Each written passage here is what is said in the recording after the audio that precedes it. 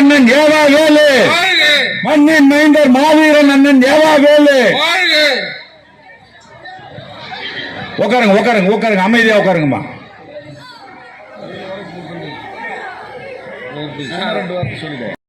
செயலாளர் சு விஜயராஜ் அவர்கள் பொன்னாடை அணிவித்து வீரவால் பரிசளிக்கின்றார். ஜோராக கை தட்டுங்க.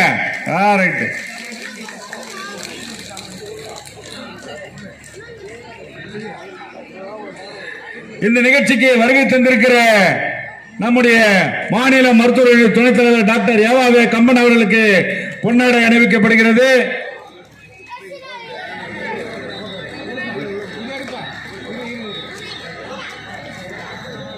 சேஷா வெங்கடேசன் அவர்கள் அமைச்சர் அவர்களுக்கு நினைவு பரிசளிக்கின்றார். அதே போல நம்முடைய நாடாளுமன்ற உறுப்பினர் CN அண்ணாதுரை அவர்களுக்கு பொன்னாடை அணிவித்து வரவேற்கிறார்கள். மாவட்ட கழகத்தினுடைய நிர்வாகிகள் அண்ணன் இரா ஸ்ரீதரன் அவர்களுக்கும், மாவட்ட கழகத்தினுடைய பொருளாளர் அண்ணன் பன்னீர்செல்வம் அவர்களுக்கும், மாவட்ட கழகத்தினுடைய துணை செயலாளர் பிரியா விஜயரங்கன் அவர்களுக்கும், தலைமை செயற்குழு உறுப்பினர் அண்ணன் பொன்முத்து அவர்களுக்கும், ஒன்றிய கழக செயலாளர்களுக்கும் பொன்னாடை அணிவித்து வருக வருக என வரவேற்கிறார்கள். நம்முடைய அன்பு தம்பி பரத் அவர்கள் பொன்னாடை அணிவிக்கின்றார். துர்கை நம்பந்தல் நம்முடைய கருணா அவர்கள் பொன்னாடை அணிவிக்கின்றார்.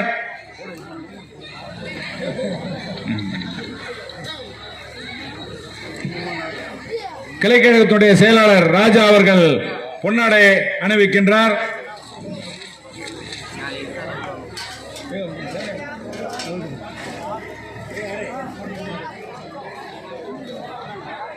போடு, சால்வ போடுற போடுப்பா, போடு.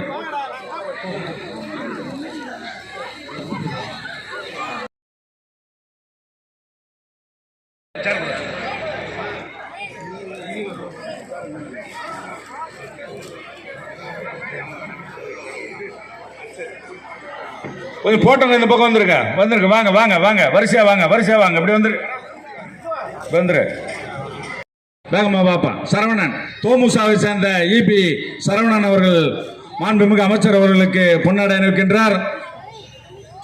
பாப்பா கொஞ்சம் வாங்க, கொஞ்சம் வாங்க, வாங்க, போட்டவங்க வந்துருப்பா. ஏப்பா மேடையில் ஏன் இவ்வளவு கூட்டம்? கொஞ்சம் இருக்கு, கொஞ்சம் இறங்க. மேடை இங்கே வருகை தந்திருக்கிறோம் என்றால் நம்முடைய முத்தமிழறிஞர் டாக்டர் கலைஞர் அவருடைய 102வது பிறந்த நாள் விழாவை கொண்டாடத்தான் நாங்கள் எல்லாம் இங்கே வந்திருக்கின்றோம். ஒரு வருடமும் தொடர்ந்து தலைவர் கலைஞர் அவருடைய பிறந்த நாளை முன்னிட்டும், தமிழகத்தினுடைய முதலமைச்சர் தலைவர் MK ஸ்டாலின் அவர்களுடைய பிறந்த நாளை முன்னிட்டும் பரிசுகளை தன்னுடைய சொந்த செலவிலே வழங்கி கொண்டிருக்கின்ற அண்ணன் ஏவா வேலு அவர்கள் தான் இங்கே வருகை தந்திருக்கிறார். இங்க வரலாறுலாம் ஒரு சில தாய்மார்களும் இங்க இருக்கிற இளைஞரணி தம்பிமார்களுக்கும் தெரியும். என்னென்று கேட்டால், திருவண்ணாமலை மாவட்டத்தையே இன்றைக்கு முன்னோடி மாவட்டமாக ஆக்கி கொண்டிருக்கின்ற நம்முடைய மண்ணின் மைந்தர் அண்ணன் ஏவா வேலு அவர்கள் தான். இன்றைக்கு வரலாறு தெரியாத இங்க இருக்கிற இளைஞரணி தம்பிமார்கள் எல்லாம் தயவு கூர்ந்து நீங்கள் சிந்தித்து பார்க்க வேண்டும். ஏனென்று கேட்டால், ஏமாற்று ஒரு முறை அல்ல, 5 முறை திராவிட முன்னேற்ற கழகம் தான் இந்த தமிழகத்தை ஆண்டது. திருவண்ணாமலை தொகுதியில திராவிட முன்னேற்ற கழகத்தை தவிர வேறு யாரும் வெற்றி பெற முடியாது என்கின்ற அளவிலே தான் இந்த தொகுதியை நாங்க வச்சிருக்கிறோம். இன்னைக்கு நீ வந்து சொல்ற 8 தொகுதி டெபாசிட் இருக்குன்னு, இன்றைக்கு உன்னுடைய கதையே உனக்கு தெரியாது. இங்க இருக்கிற இளைஞர்கள் ஏமாந்து விடக்கூடாது. இந்த இளைஞர்களை ஏமாற்றுகிறவர் போன வாரம் வந்து இந்த மாதிரி பேசலாமா? இங்க இருக்கிற தம்பிமார்கள் தயவு கூர்ந்து நீங்கள் புரிந்து கொள்ள வேண்டும். அவர் வந்தார், அவர் என்ன யோகியமானவர, பெத்த தாய பாட்டிலால் அடிக்கிறாரு. என்னது? பெத்த தாய பாட்டிலால் அடிக்கிறாரு, பெத்த அப்பனை மைக்கு விட்டு கடாசுறாரு. இதான் நாகரிகமா? இது போல இருக்குது உன்னுடைய யோகிதை. நீ வந்து ஊருக்கு உபதேசம் பண்ணக்கூடாது. நீ பொது வாழ்க்கையில யோகியமா இருக்கணும், பேசணும். இந்த மண்ணினுடைய பெயர்வை இங்க இருக்கின்ற தலைவர் கலைஞருக்கு பிறந்த நாள் விழாவை மாநகராட்சியினுடைய ஒரு பகுதியாக இருக்கிற துர்கினம்பந்தில் இந்த நிகழ்ச்சியை சிறப்பாக நாம் நடத்தி கொண்டிருக்கிறோம். கலைஞர் இன்னைக்கு நீக்கமர நிமிர்ந்தாலும் கூட அவருக்கு நாம் பிறந்த நாள் எழுதுவதற்கு காரணம் நாம் நன்றி உள்ளவர்கள் என்று நாம் காட்டிக் கொள்வதற்காகத்தான் இந்த விழாவை நாம் எடுத்துக்கொண்டிருக்கிறோம். என்று சொன்னால் கலைஞர் நம்மை நோக்கி, நம்முடைய பகுதியை நோக்கி, நடுத்தர மக்களை நோக்கி, ஏழை மக்களை பார்த்து, விவசாய மக்களை நோக்கி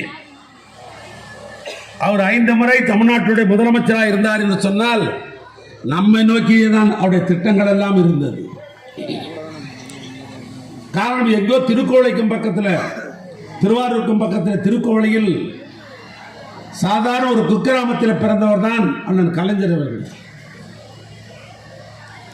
தன்னுடைய படிப்பை திருவாரூரில் அவர் படித்திருந்தாலும், தஞ்சையில் அவருடைய அரசியல் வாழ்க்கையை துவக்கியிருந்தாலும், 5 முறை தமிழ்நாட்டுடைய முதலமைச்சராக சென்னையிலிருந்து அவர் கோல் வச்சினாலும் அவர் பிறந்தது ஒரு சாதாரண குக்கிராமம்.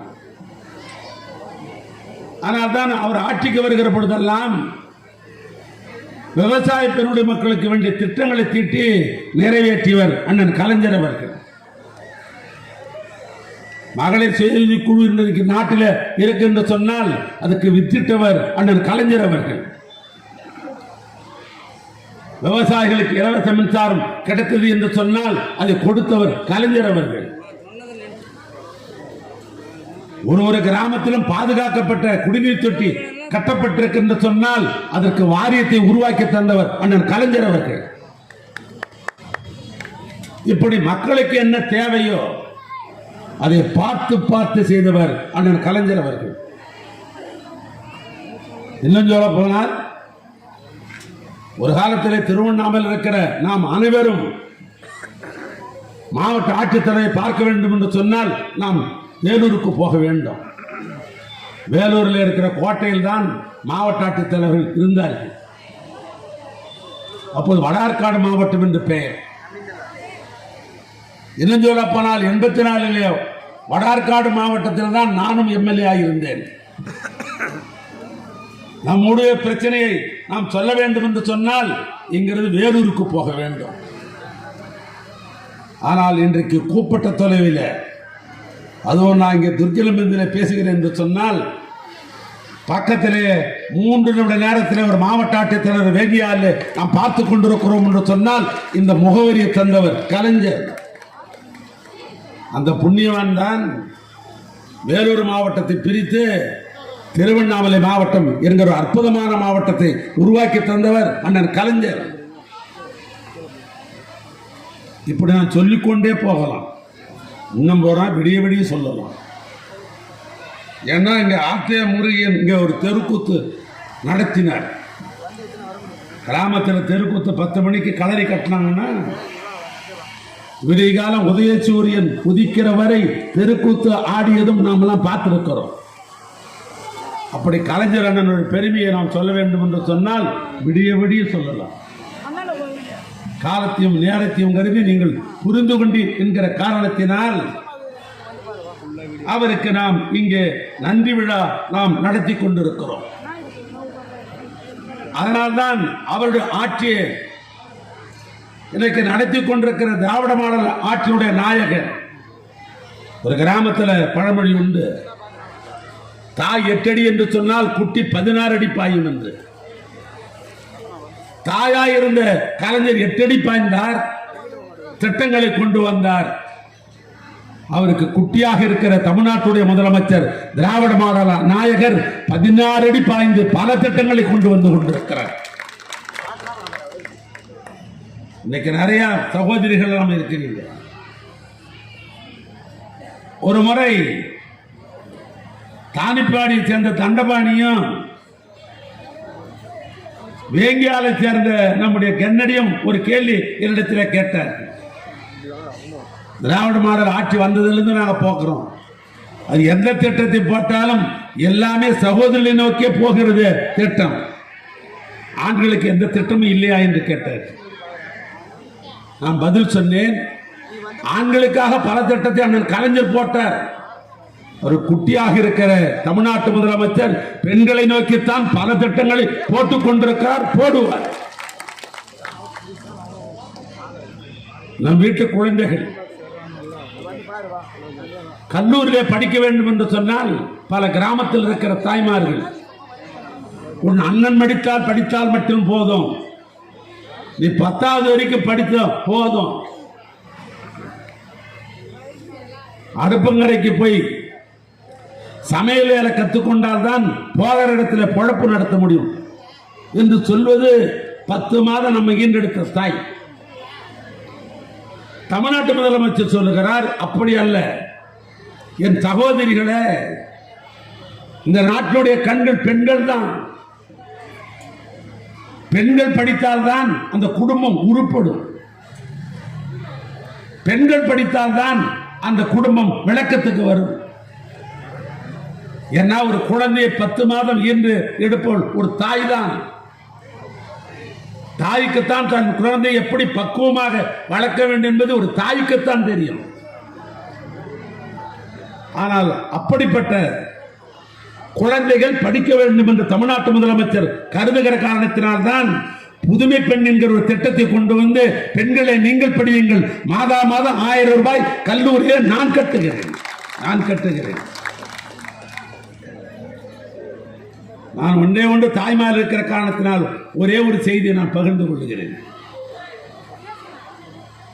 என்னுடைய தாய், நான் எப்பொழுதும் தாயை நான் கடவுளாக நேசிப்பவன். என் செல் நம்பரில் பார்த்தா எங்க அம்மா படம் தான் இருக்கும். காலையில் எழுந்திருக்கிற பொழுது என்னுடைய தாய் முகத்தை பார்த்து விட்டுத்தான் என் பணியை நான் தொடங்குவேன். இரவு நேரத்தில் நான் படுக்கிற பொழுதும் என்னுடைய தாய் முகத்தை பார்த்து விட்டுத்தான் நான் படுப்பேன். ஆனால் 16 வயதிலேயே என் தாயை நான் இழந்து விட்டவன். நான் என் தாய்கள் என்று சொன்னால் நான் எப்படி துர்க்கலம்பிலிருந்து நான் பேச முடியும்? என் தாய் என்னை பெற்றெடுக்கவில்லை என்று சொன்னால் நான் எப்படி அமைச்சர் ஆகியிருக்க முடியும்? என் தாய் என்னை பெற்கவில்லை என்று சொன்னால் நான் சட்டமன்ற உறுப்பினராக எப்படி நம்ம அறிமுகம் ஆகியிருக்க முடியும்? அப்படிப்பட்ட என் தாய், நான் பள்ளிக்கூடத்தில் படித்துக் கொண்டிருந்த பொழுது பொங்கல் வரும், வருஷம் பொங்கல் வரும். அந்த பொங்கல் வருகிற பொழுது ஒரு முறை எங்க தாய் ஒரு மஞ்சள் பையை போய் தூக்கி பார்த்து கொண்டிருந்தார்கள். நான் கூட கேட்டேன், என்னம்மான்னு. எங்க அம்மா சொன்னாங்க, எங்க அண்ணன், அவர் பேர் KP வரதராஜன், அதான் என் தாய் மாமா, பொங்கல் வரிசை கொடுத்து அனுப்பி இருக்கிறார் எங்கள் தாய் மாமன் என்று பார்த்தார். அப்படி இருந்தால் அந்த மஞ்சள் பையில் தான் வைத்திருக்கிறார் என்று நான் இந்த மஞ்சள் பையை பிரித்து பார்த்தேன். அப்போ நான் ஆரம்ப பள்ளிக்கூட படித்துக் கொண்டிருந்த காலம். அதில் பார்த்தேன் ஒரு புடவை, ஒரு 4 முழ டைமண்ட் வேஷ்டி, வெத்தலை பாக்கு, ஒரு மஞ்சள் துண்டு, அது கூட ஒரு 10 ரூபாய் பணம். 10 ரூபாய் பணத்தையும் வெத்தலை பாக்கியும் 4 முறை டைமண்ட் வேஷ்டியையும் எங்க அம்மா கொடுத்ததற்கு ஒரு புடையையும், இதுதான் அந்த மஞ்சள் பையில் இருக்குது. அது பேரே மஞ்சள் பை. அதை போய் 3 முறை பார்க்குறாங்க, 3 முறை பார்க்குறாங்க, வைக்கிறாங்க, 3 முறை பார்க்குறாங்க. என்னமான்னு கேட்டேன். மறுபடியும் பெருமையா சொன்னான், எங்க அண்ணன் தாய் வீட்டு சேதனம் பொங்கல் வரிசை கொண்டாண்டாங்க. இதுக்கு 10 ரூபாய்க்கு என் தாய் தன்னுடைய பொங்கல் வீட்டு சீதனமாக பெருமையாக பேசியது நான் பார்த்தேன்.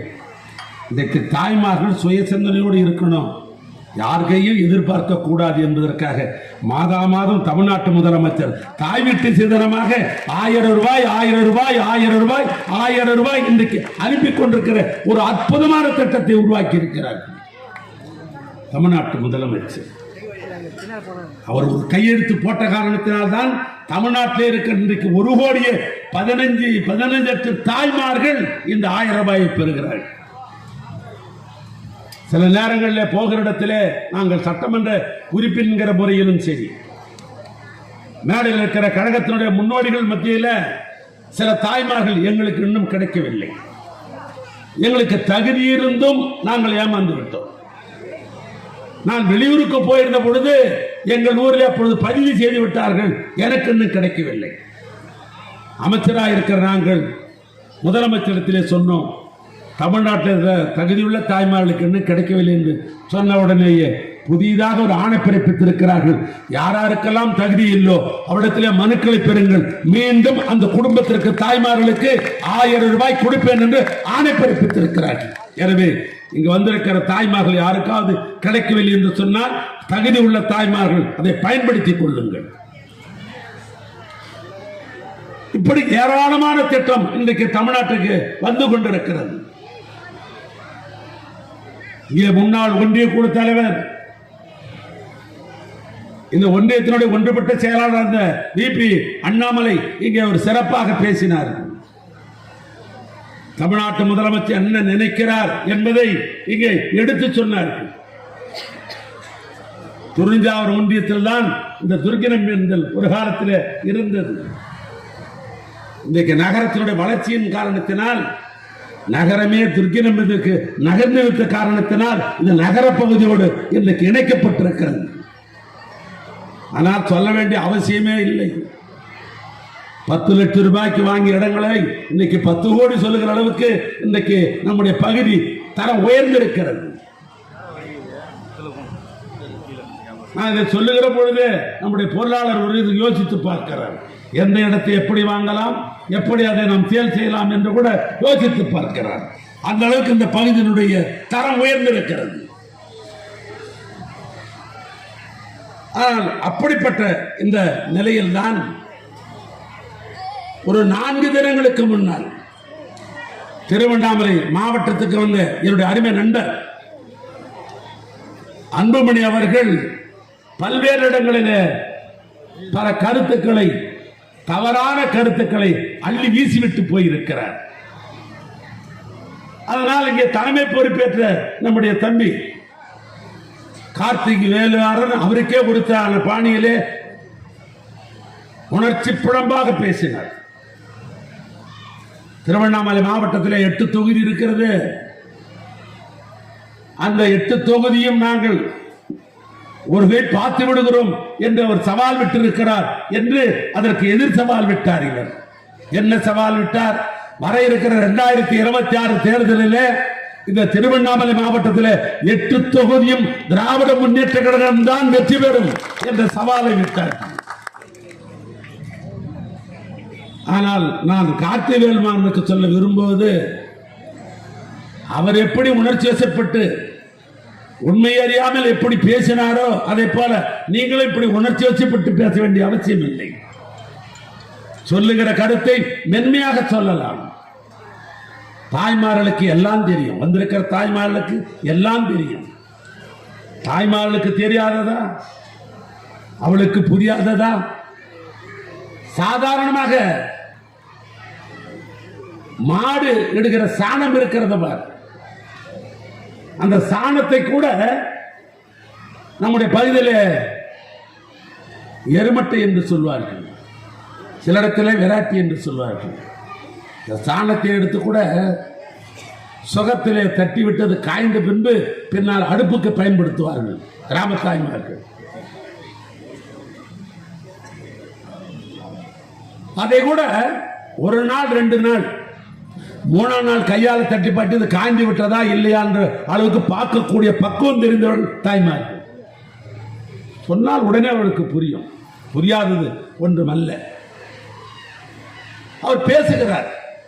என்ன பேசுகிறார்? இங்கே வந்து ஏதோ இதோடுக்கு கொடுப்பதை திராவிட முன்னேற்ற கழகம் தான் ஏதோ தடுத்து நிறுத்துவதை போல இங்க அவர் பேசுகிறார்.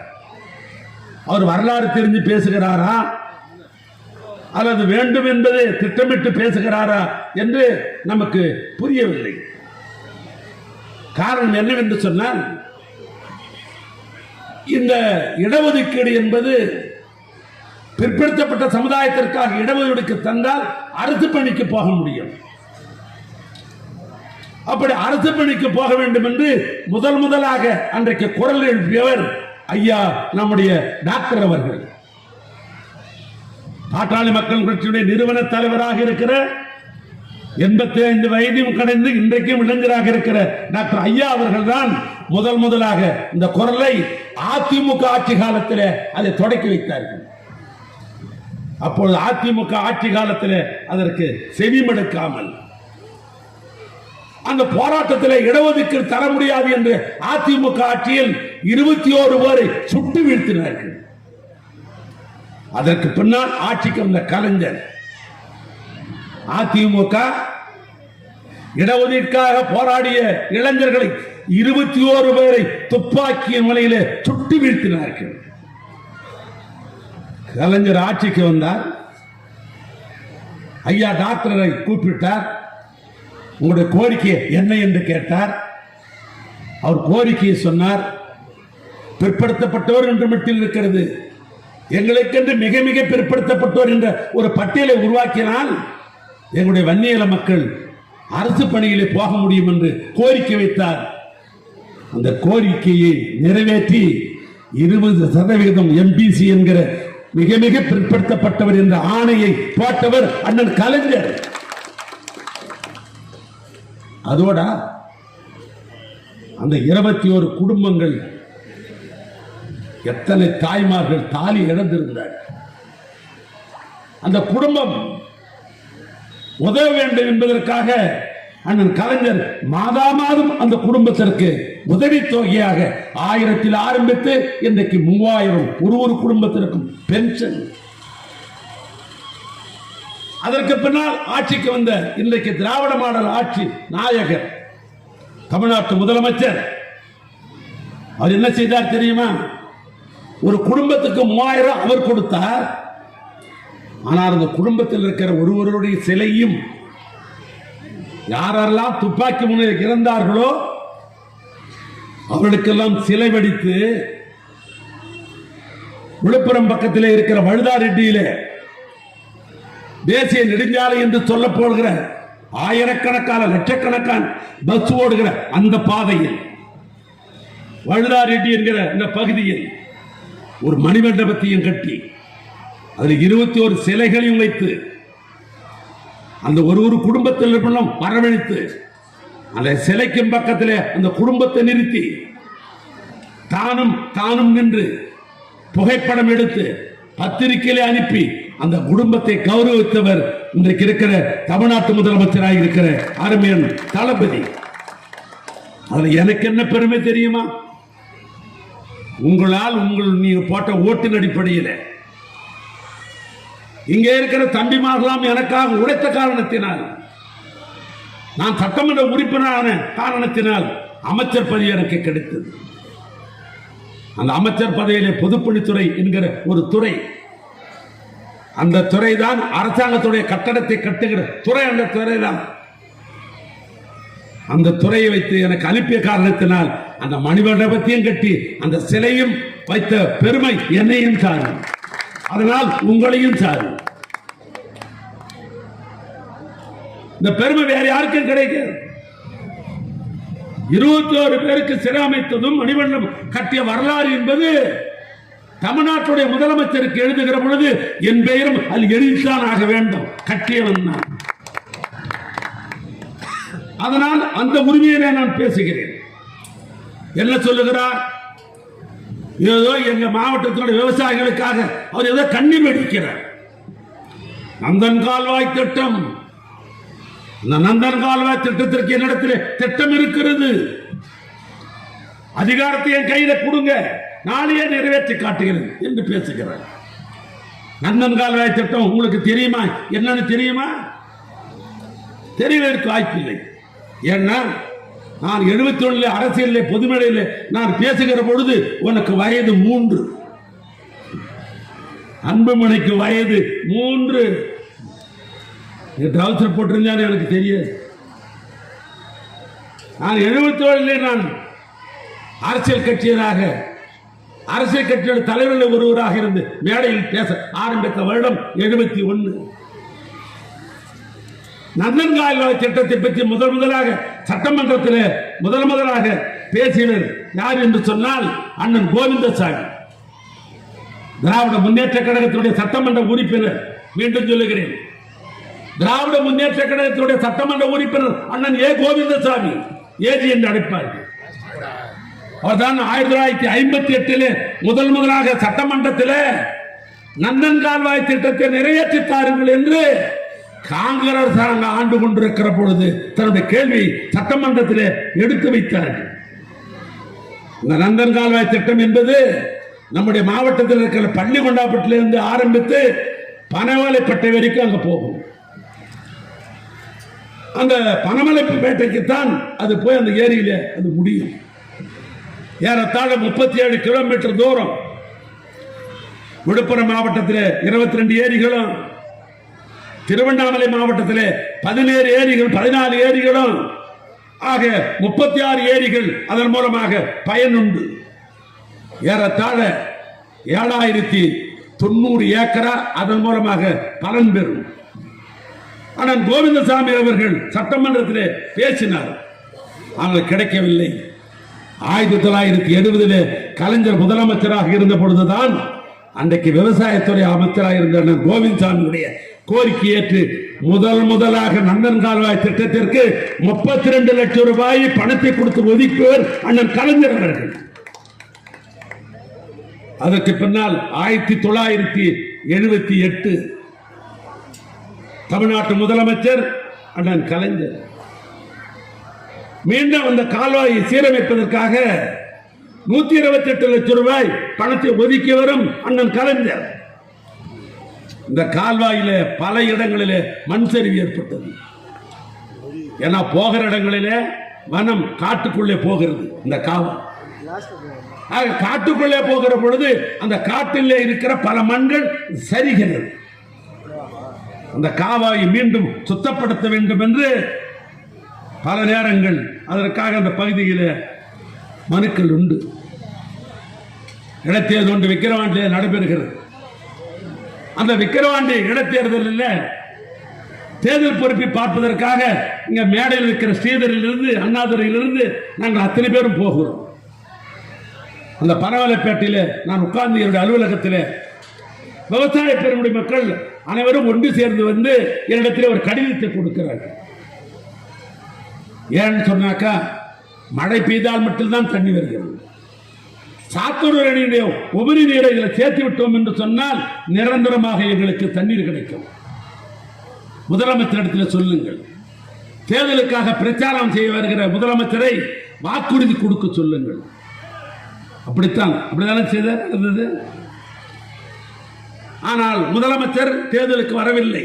நீங்களே பார்த்துக் கொள்ளுங்கள் என்று சொன்னால் நாங்கள் பிரச்சாரம் சொன்னோம். இடைத்தேர்தலே உதயசூரியன் விக்கிரவாண்டியிலே வெற்றி பெற்றது. அதற்கு பின்னால் அந்த மனு எடுத்துக்கொண்டு முதலமைச்சரிடத்தில் இதை கொண்டு நான் கொடுக்கிறேன், நீங்கள் வந்தால் அறிவிக்கலாம் என்று மக்கள் எதிர்பார்த்தார்கள். இடத்திலே கடிதம் கொடுத்திருக்கிறார் என்று சொன்ன உடனே முதலமைச்சர் துறையினுடைய செயலாளர், நீர்வளத்துறையினுடைய செயலாளரை அழைத்து இதை பாருங்கள் என்று சொல்லுகிறார்.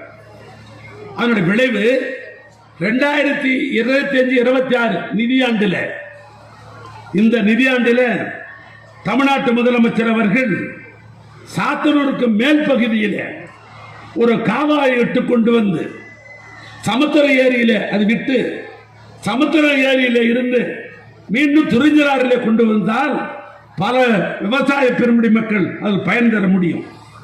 அப்படி அதை எடுக்க வேண்டும் என்று சொன்னால் காவாய் வெட்டுவதற்கு 277 ஏக்கரா தனியாருடைய நிலத்தை கையகப்படுத்த வேண்டும். விவசாயிகளுக்கு பணம் கொடுத்தால்தான் காவா வெட்டுவதற்கு நிலத்தை விடுவார்கள். அரசு புறம்போக்கு 35 ஏக்கரா, ஏற்கனவே இருக்கிற வனப்பகுதி 34 ஏக்கரா. இவ்வளவும் கையகப்படுத்தினால்தான் காவா வெட்ட முடியும். அப்படி காவா வெட்ட வேண்டும் என்று சொன்னால் அதற்கு பணம் தேவை. விவசாயிக்கு நிலம் கொடுக்கிறதுக்கு பணம் தேவை, காவாவை வெட்டுவதற்கு பணம் தேவை. எனவே இன்றைக்கு முதலமைச்சர் அவர்கள் அதற்காக 390 கோடி ரூபாய் பணத்தை ஒதுக்கி இன்னைக்கு கோப்பு எங்க இருக்கிறது என்று சொன்னால் வருவாய் ஆணையாளரிடத்தில் இருக்கிறது. வருவாய் ஆணையாளர் கையெழுத்து போட்டால் பணம் வரும், விவசாயிகளுக்கு பணம் கொடுப்பார்கள், நிலம் எடுத்த உடனே காவா வரும்.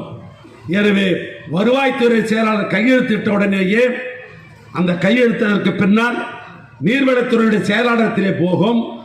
அதற்கு பின்னால் அதற்கு அமைச்சராக இருக்கிற அண்ணன் துரைமுருகத்திலே போகும். அதற்கு பின்னால் நிதித்துறை அமைச்சராக இருக்கிற தங்க தென்னரசுக்கு போகும். இந்த 3 பேரும் கையெழுத்து விடுற உடனேயே வெளிநாட்டுக்கு மூலதனத்தை ஈர்ப்பதற்காக போயிருக்கிற தமிழ்நாட்டு முதலமைச்சர் தமிழ்நாட்டுக்கு திரும்பி வந்தவுடனேயே ஏறத்தான் நான் குறிப்பாக சொல்ல வேண்டும் என்று சொன்னால் இன்னும் 1 மாத காலத்திலே முதலமைச்சர் கையெழுத்து போட்டு ஆணை வெளியே வர இருக்கிறது. நந்தன்காய் திட்டம் வரலாறு இதுதானே. இங்க வந்து உணர்ச்சி பிழம்பா பேசுறாரு. நந்தன்கால்வாய் திட்டம், நந்தன்கால்வாய் திட்டத்துடைய வரலாறு உனக்கு தெரியுமா? அடுத்தது சொல்ற மக்கள் நல்வாழ்வு இன்றைக்கு திருவண்ணாமலை மாவட்டம் பின்தங்கி இருக்கிறது. அதாவது ஹெல்த் டிபார்ட்மெண்ட் உண்மைதான். திருவண்ணாமலை மாவட்டம் பின்தங்கிய மாவட்டம், ஒத்துக்கொள்ளுகிறோம். அந்த பின்தங்கிய மாவட்டத்தை முன்னேற்ற வேண்டும். அந்த முன்னேற்ற வேண்டும் என்கிற காரணத்தினால்தானே கலைஞர் அவர்கள் இந்த மருத்துவ கட்டுமானத்தை இந்த மக்களுக்கு பயன்பாட்டுக்கு கொண்டு வர வேண்டும் என்ற அடிப்படையில் தான் முதலாக திருவண்ணாமலையிலே அரசு மருத்துவக் கல்லூரியை கொண்டு கொடுத்தவரும் கலைஞர் தானே. தொடர்ச்சியாக திருவண்ணாமலை மாவட்டத்தில் மருத்துவ கட்டமைப்பை விரிவுபடுத்த வேண்டும் என்பதற்காக செய்யாறு அரசு மருத்துவமனை, வந்தவாசி அரசு மருத்துவமனை, ஆரணி மருத்துவமனை, செங்கம் அரசு மருத்துவமனை, தானிப்பாடு அரசு மருத்துவமனை, அத்தனை மருத்துவமனையும் இன்றைக்கு விரிவுபடுத்தி துணை கட்டடங்கள் இன்றைக்கு கோடிக்கணக்கான ரூபாயில் இன்றைக்கு கட்டப்படுகிறது என்று சொன்னால் கழக ஆட்சியில், திராவிட மாடல் ஆட்சியில் தானே கட்டிக் கொண்டிருக்கிறோம். அதனால்தானே பல டாக்டர்கள் உருவாகுகிறார்கள். நான் ஒன்று சொல்ல விரும்புகிறேன். மருத்துவ கட்டுப்பாடு கட்டுமானத்தை பற்றி பேசிய இந்த அன்புமணி அவர்களே, கொஞ்சம் பின்னால் திரும்பி பாருங்கள். நீங்கள் எல்லாம் மக்களிடத்தில் ஓட்டு பெற்றுக் கொண்டார் நாடாளுமன்றத்துக்கு போனீர்கள். திராவிட முன்னேற்ற கழகத்தோட தயவால் நீங்கள் நாடாளுமன்றத்துக்கு போன வரலாறு உண்டு. மேலவைக்கு ஒருத்தர் எம்பியாக போனோம் என்று சொன்னால் 10 எம்எல்ஏ கையெழுத்து போடணும். 10 எம்எல்ஏ கையெழுத்து போட்டால் தான் நாமினேஷனே செல்லும். அதுக்கு பின்னால் 34 எம்எல்ஏக்கள் ஓட்டு போட்டால் தான் இவர் ராஜ்யசபை எம்பியாக போக முடியும். கோகா மணி என்பவர் அந்த கட்சியில இருக்கிற ஒரு முன்னணி தலைவர். அவர்தான் அண்ணன் கலைஞரை வந்து பார்க்கிறார். நான் பக்கத்திலே இருந்தேன். அவர் சொன்னார், ஐயா அவர்களுக்கு குடும்பத்தில் இருப்பவர்கள் யாரையும் பதவிக்கு போக வேண்டும் என்று எண்ணம் இல்லாத இருக்கிறார். ஐயா அவர்கள் பாட்டாளி மக்களுடைய நிறுவன தலைவர். என் குடும்பத்திலிருந்து யாரும் பதவிக்கு போகக்கூடாது என்று நான் சத்தியம் செய்து விட்டேன். யாரும் போகக்கூடாது என்று அவர் நினைக்கிறார். ஆனால் கட்சியில் இருப்பவர்கள் எல்லாம் ஒரு இளைஞர் வரட்டுமே என்று கட்சியில் உள்ளவர்கள் நினைக்கிறார்கள். அதனால் ஐயா நீங்கள் மனது வைத்தால் அன்புமணியை ராஜ்யசபை எம்பி ஆக்கலாம் என்று கோகாமணி அவர்கள் தான் கலைஞரிடத்திலே பேசுகிறார்கள். கலைஞர் அண்ணன் சொன்ன வார்த்தை எனக்கு இன்றைக்கு காதிலே ரீங்காரமாக ஒலிக்கிறது. ஸ்டாலின் எனக்கு வேறல்ல, அன்புமணி வேறல்ல, அன்புமணியின் பையனாகத்தான் பார்க்கிறேன். ஆனால் அவரை நான் ராஜ்யசபா எம்பியாக திமுக எம்எல்ஏ ஓட்டை போட்டு ஆக்குகிறேன். இந்த 10 பேர் கையெழுத்து போட்டார்கள் பாரு அவருக்கு நாமினேஷன்ல. அது அடியேன் என்னுடைய கையெழுத்து உண்டு. நானும் கையெழுத்து போட்டேன். அன்புமணி நாடாளுமன்ற உறுப்பினர் ஆவதற்காக போட்ட 10 எம்எல்ஏக்கள் அடியேன் ஏவாவேலு கையெழுத்து இருக்கிறது, ரெக்கார்டு இருக்குது இன்றைக்கு. சரி, எம்பி ஆக்கணும். அதுக்கு பின்னால் ஆட்சி நம்முடைய மன்மோகன் சிங் தலைமையில் ஆட்சி அமைகிறது. அந்த ஆட்சி அமைகிற பொழுது யாராருக்கு என்னென்ன மந்திரி என்று அண்ணன் கலைஞர் அவர்கள் தான் தமிழ்நாட்டில் இன்னாருக்கு அமைச்சர் என்று சொல்லுகிறார். அப்பொழுது அண்ணன் கோகாமணி விடவில்லை. டெல்லிக்கு வந்து தமிழ்நாடு இல்லம், முதலமைச்சர் தங்கியிருந்த இடத்துக்கு பேர் தமிழ்நாடு இல்லம். நான் அங்கே இருக்கிறேன். எப்பொழுது கலைஞர் எங்கு போனாலும் சரி அவரோட அண்ணன் ஆர்காட்டார், அண்ணன் துரைமுருகன், பொன்முடி, அடியன் வேலு, நாங்கள் 4 பேர் போய் கொண்டே இருப்போம். அது எங்க போனாலும். நானும் கோகாமணி சொல்லுகிறார், ஐயா அவர்கள் நல்ல துறையாக வாங்கி தர சொல்லுகிறார். ஏன்னா ஐயா அவர்களும் டெல்லிக்கு வந்திருக்கிறார்கள். டாக்டர் ஐயா அவர்களும் டெல்லிக்கு வந்திருக்கிறார். அப்பொழுது காங்கிரஸ் பேர் இயக்கத்தினர் மன்மோகன் சிங் அவர்கள் என்ன சொன்னார் தெரியுமா? ஒரு புதிதாக வந்திருக்கிற மந்திரி ஒரு துணை மந்திரி தருகிறோம். என்ன மந்திரி தரோம்? ஒரு துணை மந்திரி தரோம், கேபினட் மந்திரி கொடுக்க முடியாது. அதுக்கு பின்னால் கோகாமணி விடவில்லை. மீண்டும் ஐயா அவர்கள் கேபினட் வாங்கி தர சொல்கிறேன் என்று சொன்னார். 80 வயதும் தாண்டி அண்ணன் கலைஞர் அவர்கள் காரை ஏடையா என்று சொல்லி நேரடியாக அன்னை சோனியா காந்தி வீட்டுக்கு போய் கொடுப்பதாக இருந்தால் எனக்காக அன்புமணிக்கு மக்கள் நல்வாழ்வுத்துறை மதியை கொடுங்கள் என்று கேட்டவர் அண்ணன் கலைஞர் அவர்கள். நான் கேட்கிறேன், எங்கள் மாவட்டத்திலே வந்து மக்கள் நல்வாழ்வுத்துறை இது சரியாக இல்லை, ரொம்ப கீழ்த்தரமாக இருக்கிறது, நீங்கள் உடனே நிறுத்தினீர்களே. நான் சொன்னேன், எங்கள் ஊருக்கு மருத்துவக் கல்லூரி கொண்டது கலைஞர். எங்கள் ஊருக்கு இருக்கிற அத்தனை மருத்துவமனை கட்டணத்தை கட்டி கொடுத்த பிறகு திராவிட மாடல் ஆட்சி. காலத்துப்பாக்கம் தொகுதியிலே, படவேடு பகுதியிலே ஆரம்ப சுகாதாரம் கொடுத்தது திராவிட மாடல் ஆட்சி. நான் இவ்வளவு சொல்லுகிறேன், பத்திரிகை நண்பர்களுக்காக தொலைக்காட்சியில் வெளிப்படையாக பேசுகிறேன். நான் உங்களை கேட்க விரும்புவது, நீங்கள் இந்தியாவுக்கே மக்கள் நல்வாழ்வுத்துறை அமைச்சராக இருந்தீர்களே, பெரிய அமைச்சராக இருந்தீர்களே, எங்கள் மாவட்டத்துக்கு செய்தது ஒன்று துரும்பையாவது எங்கள் மாவட்டத்துக்கு நீங்கள் தூக்கி போட்டீர்களா? ஒன்றை சொல்லுங்க. இந்தியாவுக்கே மந்திரியா இருந்த நீங்கள் எங்கள் மாவட்டத்துக்கு செய்தது ஒன்றை நீங்கள் சொல்லுங்க. பொதுவாக்கி விட்டே நான் போயிட தயாராக இருக்கிறேன். ஏதாவது உண்டா? யாருக்காவது வேலை வாங்கி கொடுத்திருக்கீங்களா? யாராவது ஒருத்தர் சொல்லட்டும். அப்துல்லாபுரம் என்கிற செய்யாறு பகுதியிலிருந்து நம்முடைய மாவட்டம் மோத்தக்கல் வரை விரிந்து பறந்திருக்கிற ஒரு மாவட்டம். அந்த துறையை பயன்படுத்தி ஒரு துரும்பை கூட போகாதவர் இங்கே மக்கள் நல்வாழ்வுத்துறைக்காக நீங்கள் இங்கே நீதிக்கண்ணி வெடிக்கிறீர்களே, இது நியாயமா? அடுத்தது சொல்லுகிறார், திருவண்ணாமலை மாவட்டம் கல்வித்தரத்தில் குறைந்திருக்கிறது, என்னிடத்தில் அதிகாரத்தை கொடுங்கள். என்ன அதிகாரத்தை கொடுப்பது? நான் கேட்கிறேன்.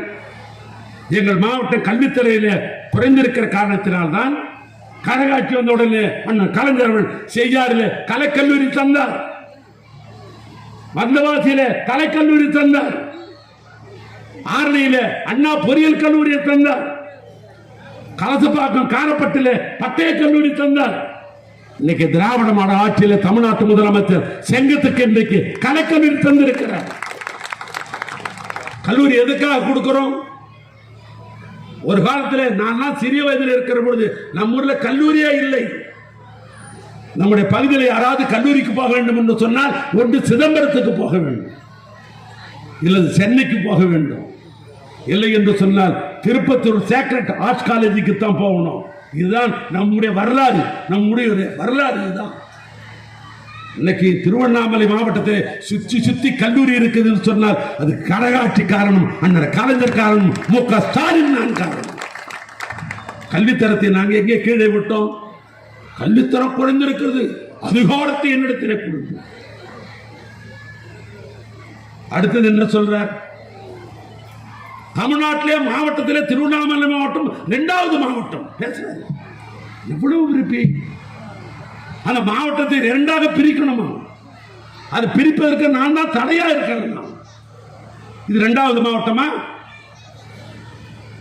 தமிழ்நாட்டிலேயே பெரிய மாவட்டம் சேலம் மாவட்டம் 11 தொகுதி, கோவை மாவட்டம் 10 தொகுதி, திண்டுக்கல் 9 தொகுதி, திருச்சி 9 தொகுதி, கடலூர் 9 தொகுதி. இத்தனை தொகுதியெல்லாம் பிரித்தாதானே 8 தொகுதி உள்ள திருவண்ணாமலைக்கு வருவார்கள். இவ்வளவு தொகுதிகள் இருக்கிறது, பெரிய பெரிய மாவட்டம், அதை பிரிக்காம திருவண்ணாமலைக்கு வருவார்களா? நானும் பலமுறை கேட்டிருக்கிறேன். முதலமைச்சர் சொல்கிறார், இந்த தொகுதியெல்லாம் பிரித்து பின்புதான் உங்களை நான் கவனிக்க முடியும் என்றார். சொல்றார், இங்க வந்து மாவட்டம் பிரிப்பதற்கு இந்த மந்திரி தான் காரணம். ஐயோ, அதுல என்னப்பா எங்க மாவட்டத்தை உடைக்கிறதுல உனக்கு அவ்வளவு ஆசை? நாங்களாம் ஒற்றுமையா இருக்கவே கூடாதா? எவ்வளவு பெரிய புழுகு மூட்டையை இங்க அவுக்கிறார். அடுத்தது சொல்றாரு, என்ன சொல்றாரு அடுத்தது?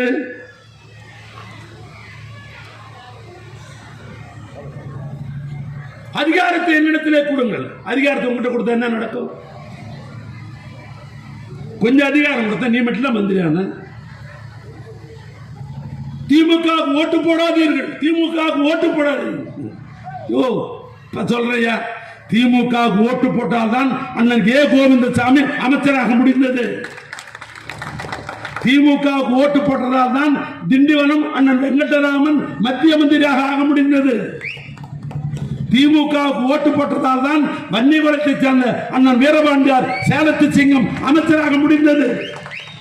திமுக ஓட்டு போட்டதால் தான் கட்சியினுடைய பொதுச் செயலாளர் அண்ணன் துரைமுருகன் அமைச்சராக முடிந்தது. திமுக ஓட்டு போட்டதால் தான் காரணத்தினால் தான் 5 முறை என் அண்ணன் வேணுகோபால் நாடாளுமன்ற உறுப்பினர் ஆனது திமுகவால் தான்.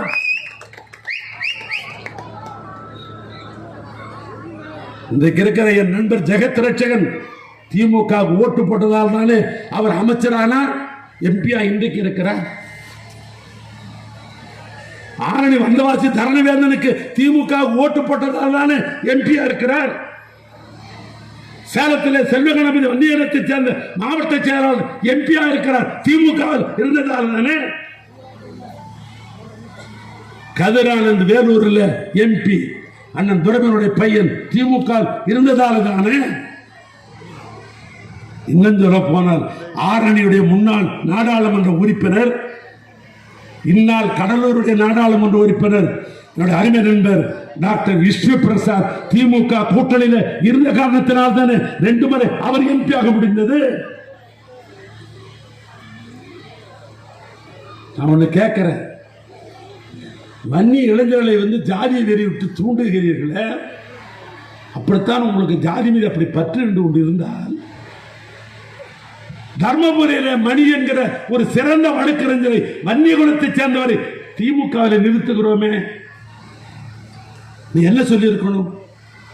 ஆரணியிலே வன்னியகுல சட்டத்தை சேர்ந்த ஒரு சிறந்த வழக்கறிஞர் மணி அவர்கள் உதயசூரிலே திமுக என்றிருக்கிறார். ஆனால் நான் வன்னியரை எடுத்து நான் வன்னியர் போட்டியிட மாட்டேன் என்று நீ சொல்லியிருந்தால் வன்னிய மக்களுக்காக நீங்க பரிதாபப்பட நான் எடுத்துக்கொள்வேன். ஆனால் அந்த வன்னிய சிறந்த வழக்கறிஞராக இந்த மணியை தோற்கடிப்பதற்காக உன்னுடைய மனைவி என்னுடைய அன்பு சகோதரி சௌமியா அன்புமணியை அங்கே அனுப்பி தோற்கடிக்க நீங்கள் முயற்சி எடுத்தீர்கள். உங்களுடைய முயற்சியை நாங்கள் தோல்வடித்து மணியை உதயசூரில் வெற்றி பெற வைத்திருக்கிறோமே. அவர் திமுகவில் இருந்த காரணத்தினால் தானே அவர் வெற்றி பெற முடிந்தது. அதோடு மட்டுமல்ல, மயிலாடுதுறையில் ஒரு வன்னியரை சேர்ந்த சகோதரி சுதா செய்யாரிலே ஜோதி என்கிற வன்னியரை சேர்ந்த தம்பி ஜோதி எம்எல்ஏ இந்த மாவட்டத்தில் உள்ளாட்சி அமைப்பை ஆட்டி படைக்கிற உயர்ந்த பதவி, அமைச்சருக்கு இடையான பதவி. இந்த பதவி இன்னைக்கு பார்வதி என்கிற ஒரு அன்பு சகோதரி வெம்பாக்கத்தை சேர்ந்த வன்னிகுல சட்டத்திலே பிறந்த பார்வதி தானே இந்த மாவட்ட கழகம் மாவட்ட தலைவராக ஆக்கி அழகு பார்க்கிறது. தமயந்தி ஏழுமலை இந்த யூனியனுடைய சேர்மன் தமயந்தி ஏழுமலை வன்னிகுலம் தானே. இன்னும் ஒரு கதை சொன்ன உங்க பொழப்பு நாரிடும். விபி அண்ணாமலை இருக்கிறார். விபி அண்ணாமலை இவரை ஒன்றிய குழு தலைவராக்க வேண்டும் என்று திமுக முடிவு செய்கிறது. அவரை தோற்கடிக்க பாட்டாளி மக்கள் கட்சி எவ்வளவெல்லாம் சித்து விளையாட்டு நீங்கள் ஆடினீர்கள். அதையும் மீறி திராவிட முன்னேற்ற கழகத்துக்கு உடைத்த விபி அண்ணாமலை ஒன்றிய குழு தலைவர் ஆக்கியது அண்ணன் கலைஞர் தானே. ஒன்னு சொல்றேன், திமுகவிலே இருக்கிற வன்னியர்களுக்கு பதவி பவுசு எல்லாம் கிடைக்கும். ஆனா பாட்டாளி மக்களுடைய தலையை எண்ணிவிட்டு அவர்களை மையப்படுத்தி உங்கள் குடும்பமும் நீங்களும் மட்டும்தான் பதவிக்கு போகிற எந்த இளைஞர்களுக்கு நீங்கள் கொடுத்ததாக வரலாறு இல்லை.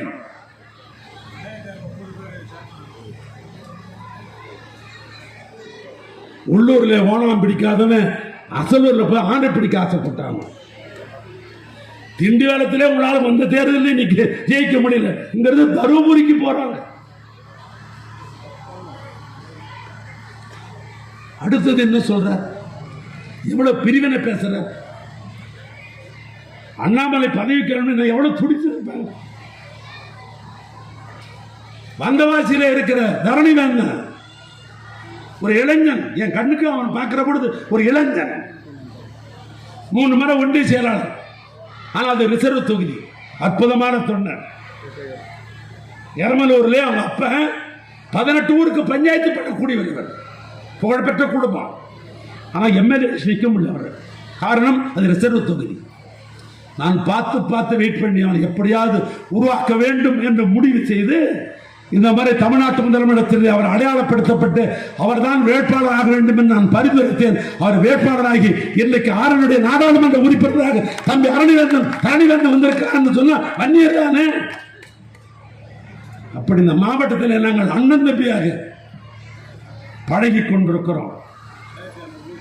ஆனால் இங்க என்ன பேசுறார், இது நம்ம மண், இது நம்ம மண். யார் மண்ணு ரெவன்யூ டிபார்ட்மெண்ட் சொல்ல முடியும்.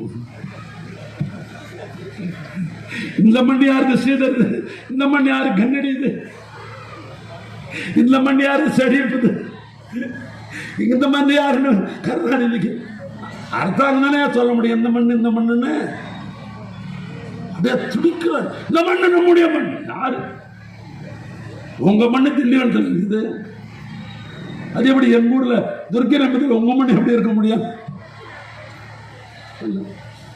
சொல்ற. உடனே சொல்லு, மகாராஜன் கட்டிய கோபுரம். நீ ஒரு பெருமையை பேசுற இல்ல, நான் உனக்காக இந்த வார்த்தை சொல்ல விரும்புறேன். அடக்கத்தோடு சொல்றேன், உன்ன மாதிரி நான் ஆணவத்தோடு சொல்ல. வல்லாள மகாராஜன் உன்னுடைய தாத்தா கட்டினார் என்று சொன்னால், என்னுடைய தாத்தா முன்னால் இருக்கிற பெரிய கோபுரத்தை இதை கட்டிய நாயக்க மன்னர் செவப்பனாக்கி இந்த ஊர்ல ஐயங்குளத்தை காட்டியவன் என் தாத்தா. உன் தாத்தா அதை கட்டிருந்தா என் தாத்தா பெரிய கோபுரத்தை கட்டி இருக்கிறார். நான் உனக்காக சொல்றேன், இங்க இருக்க உங்களுக்காக நான் சொல்லவில்லை. நான் உங்களை யாரும் நான் எப்பொழுது வேறுபடுத்தி பார்த்ததில்லை. அண்ணன் வேணுகோபால் தான் மேடைக்கு மேடை சொல்வார், இங்க இருக்கலாம் தெரியும். நானும் சொல்லுவேன், என் குடும்பத்தில் எனக்கு அண்ணன் இல்லை, எனக்கு அண்ணனாக இருந்தவர் அண்ணன் வேணுகோபால் என்று பரம்பரையாக பறைசாற்றி இருக்கிறேன். அவர் சொல்லியிருக்கிறார், நான் 5 முறை நான் வெற்றி பெற்றேன் என்று சொன்னால் பணம் பதவி எல்லாத்தையும் விட தன்னுடைய உழைப்பை எனக்காக 24 கொடுத்தவர் ஏவாவேல் என்று என்னை பறைசாற்றுவர் அண்ணன் வேணுகோபால். அதனால நீ எனக்கு ஒன்றும் பட்டம் தர வேண்டிய அவசியம் இல்லை. மீண்டும் சொல்லுகிறேன், உள்ளூரிலே ஓணாம் பிடிக்காதவர் அரசு ஆணை பிடிக்க முடியுமா? அதைத்தான் நான் கார்த்திவேல் மகனுக்கு சொல்ல விரும்புகிறேன். உணர்ச்சி வசப்பட வேண்டாம். அவர் ஏதோ சொல்லிட்டா நான் 8 தொகுதி நான் பார்க்கிறேன். நான் ஒண்ணு சொல்றேன், திராவிட இயக்கம் என்பது திராவிட முன்னேற்ற கழகம் தான், மாற்றில்லை. நாங்கள் ஆண்டிருக்கிறோம் 25 வருஷம். எங்க பங்காளிங்க அது மக்கள் தலைவர் எம்ஜிஆர் எங்க கிட்ட பொருளாளராக இருந்தவர், திராவிட முன்னேற்ற கழகத்தில் பொருளாளராக இருந்தவர், பரங்கிமலையில 2 முறை உதயசூரிலே வென்றவர், தலைவருக்கு 40 ஆண்டு கால நண்பர். அவர் ஒரு இயக்கம் கண்டார், அவங்களே 25 வருஷம் ஆண்டாங்க, நாங்களே 25 ஆண்டோம். எங்கள் சகித்துக்கு திராவிட இயக்கம் தமிழ்நாட்டை உயர்த்திருக்கிறோம். அவ்வளவு ஆத்திரமா பேசுறதில்லை. திமுக கூடவே கூடாது. உனக்கு தெம்பு இருந்தால், திராணி இருந்தால், உனக்கு செல்வாக்கு இருந்தால் இந்த 2 இயக்கத்தோட என்னைக்கு வராத, நீ தனியாவே நீ பாட்டை போடு, நான் பார்த்துக் கொள்ளுறேன். நன்றி, வணக்கம்.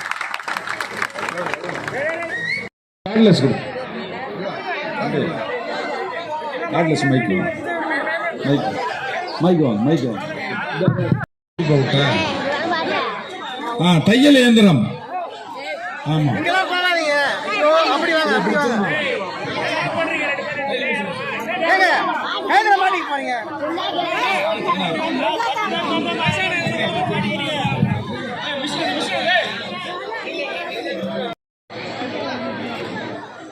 தையல் இயந்திரம் வழங்கப்படுகிறது. நன்றி, போலாம். அப்படியே இறக்கி கொடுப்பா. இறக்கி விடு.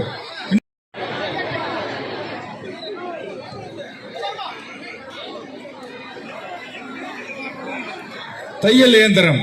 ரைட்டு.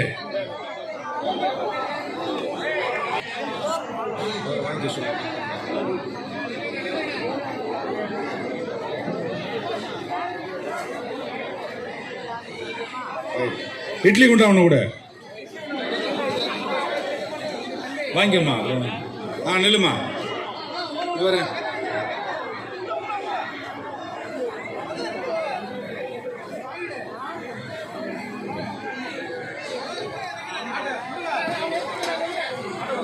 ஆட்டோ ஓட்டுநர்களுக்கு சீருடை. ஆட்டோக்காரர் 2 பேர் திரும்ப.